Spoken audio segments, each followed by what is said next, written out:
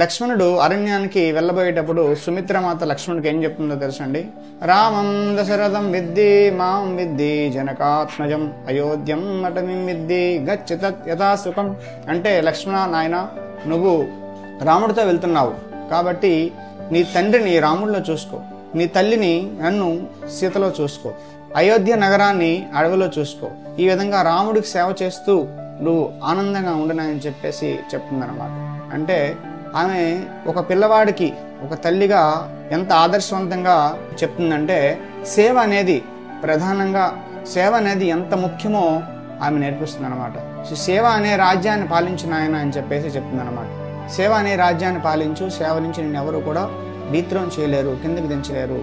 కాబట్టి నేను చాలా అదృష్టవంతురాలని, ఎందుకంటే నా ఇద్దరు బిడ్డలు కూడా ఇద్దరు గొప్ప వాళ్ళకి సేవ చేసేటువంటి అవకాశం నాకు దొరికింది కాబట్టి నేను చాలా అదృష్టవంతురాలని అని చెప్పేసి చెప్తుంది అనమాట. రాముడు లక్ష్మణుడికి సేవ చేస్తాడు, శత్రుఘ్నుడు భరతుడికి సేవ చేస్తాడనమాట. కాబట్టి సేవాభావం అనేది ఎంతో గొప్పదన్నమాట. సేవ చేయాలనే కోరిక అన్నిటికన్నా చాలా గొప్పదన్నమాట. హరే కృష్ణ.